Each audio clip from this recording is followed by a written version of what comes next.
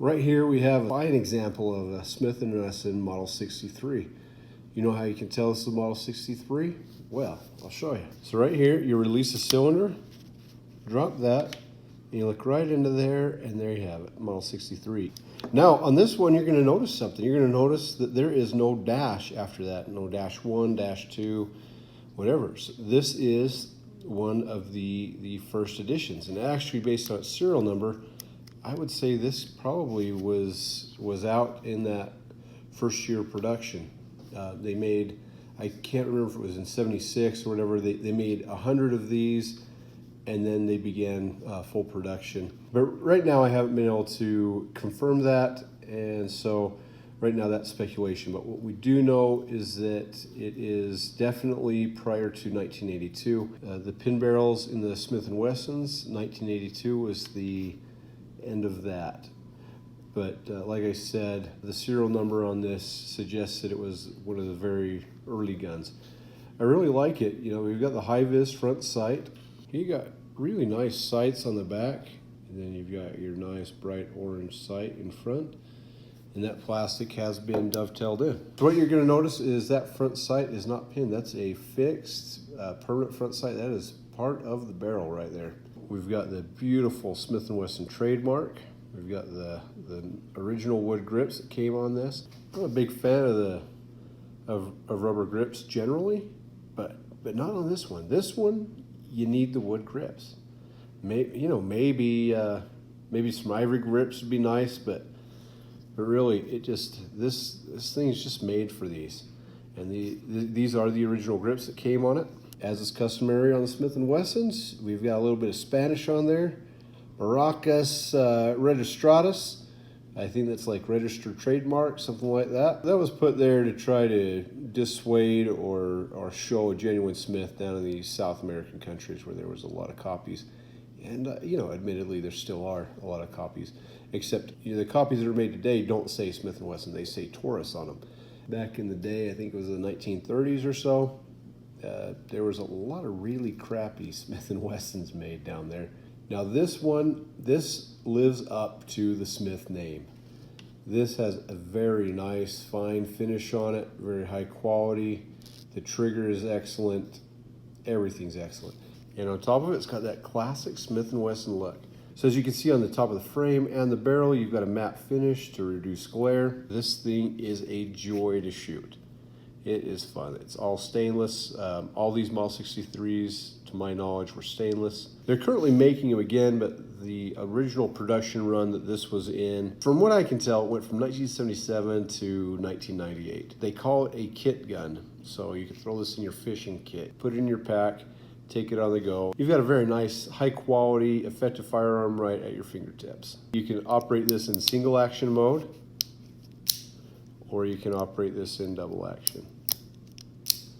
It's got these nice walnut grits. Let's take a peek under the hood here and see what this baby's got inside.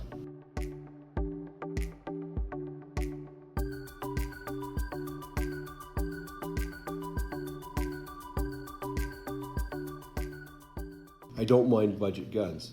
I think they all have their place in society, but when you spend a little bit of extra money on a Smith & Wesson, check it out right here. You can run your fingers along all these edges, and they have been eased, and they've taken the proper care and machining so that everything is smooth. Now, granted, they don't have the same polish that they do maybe on the exterior of the frame. Most of the time, you're going to have very similar finishes from many of the other manufacturers that manufacture much less expensive clone, for lack of a better term. But really, when you take a peek under the skirt, you really get to see the nitty gritty. So I'm not going to take this all the way down. We're going to pop that frame off, or frame cover off anyway. And you'll notice once again, it's got the markings on it that match the rest of the pistol. On my airweight, they didn't do this. Maybe on the nicer Smiths, such as this, the stainless steel models, they do that still. I don't know. Or maybe they stopped because they, save $3 and, you get $3 on a run of 100,000 guns. It's not an insubstantial number. So I'll do my best to show you how the mechanism works. When you pull the trigger, hammer goes forward, strikes the firing pin. So in double action, you cock that back, pull the trigger, releases the sear, hammer goes forward. In double action, I'll have to try catch it. That goes up, slips off the sear, smacks the firing pin. Easy peasy, lemon squeezy.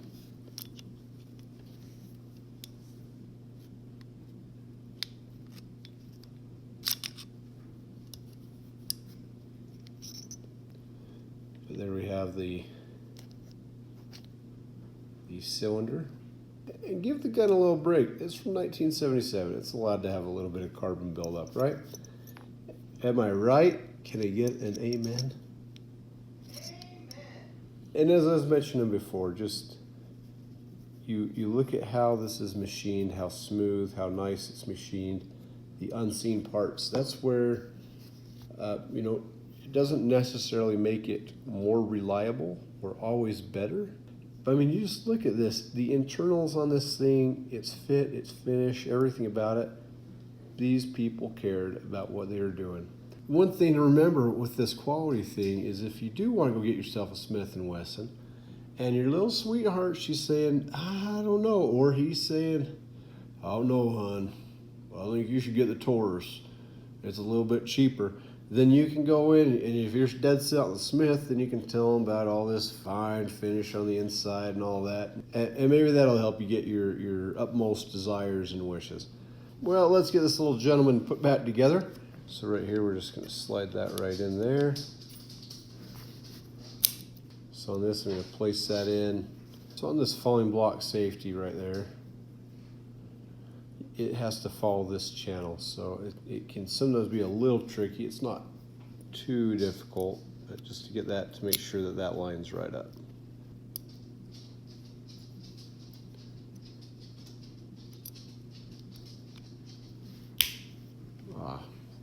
Thing of beauty. On these screws, I try to keep the same screws in the same hole. You'll notice this one is more critical than these two. These two are technically interchangeable on this one at least, but this one, when you screw it in, it sits flush, where the other ones are raised, just they're more of a button top. This one is a flat top screw, and that way the grips will sit properly on the frame. They'll cover this one up a little bit. If you get that mixed up, your grips are not gonna go back on properly. Function test on that. You can kind of see how that falling block works a little bit by allowing that hammer to move down. Pull the trigger, this comes down all the way, fully extended. When you bring the trigger back and reset it, the hammer comes back a little bit. Pull the trigger, goes down all the way, firmly hits that firing pin, trigger reset, this comes back and that block goes back up. Right there you can see that falling block safety. It's dropped so that this hammer can come up here and lay the smack down on the firing pin.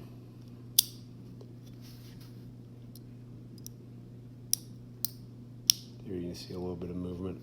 Anyway, yeah, I know that was exciting. That deserves probably 2 thumbs up right there just for that alone. I'll get these grips back on and we'll get back to business. That metal to wood finish on these grips is very, very nice. This is just a very comfortable gun, and it has just enough width in there that it makes that a very comfortable gun to hold. You know, I only got about half a pinky on there, but you know, usually that would drive me nuts. On this particular one, it doesn't.